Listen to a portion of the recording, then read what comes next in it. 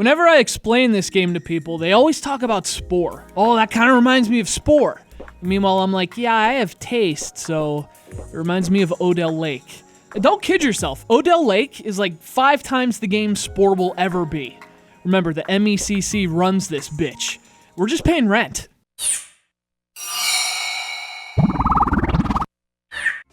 So it's called Evofish, which, rolls right off the tongue. Great idea to have a name with a V sound right before an F. That's real easy to say. Like, hey, I've f***ing eaten everything in this lake. That's both factual and smooth. And come on, how have you never played Odell Lake?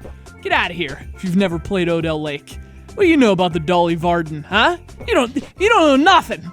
So, this is basically Darwin, the video game. You play as a little glob of primitive life, swimming around in the primordial glop that these globs glopped around in, dreaming of a day when globs could glop with gobs, because all life loves chocolate. That's like millions of years away, so all you have to eat are parameciums, which sucks. Fortunately, time flies in this game, and you evolve like a girl shopping for cute tops. You're just trying out all kinds of shit. Obviously, the idea is swim around and eat everything smaller than you. That's the whole game. As you evolve, the menu gets bigger. Unfortunately, so do the predators. That's nature, though. That's life. You swim around, you eat stuff, and then stuff eats you. I think there's a certain nobility to that. There's no silly notions of wealth or pride or ethics. It's just you and the underwater bombs. Just like nature intended.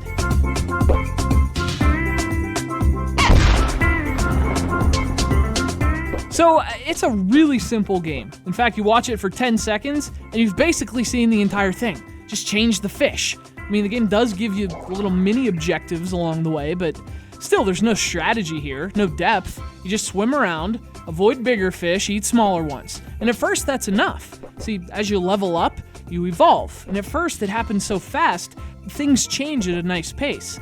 It's not long before it really turns into a grind. And that's when things get boring. Since the levels are just a single screen, time really seems to drag, and the gameplay gets super stale.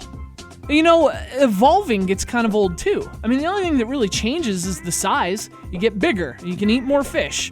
So it's more about growing than evolving. It's not like you ever get new abilities or anything. So instead, there are weapons and power-ups just floating around, which feels totally out of place here. I mean, why not gain skills through evolution, as opposed to just swimming into them? It'd be a lot more fun if I had the ability to freeze other fish, just like nature intended.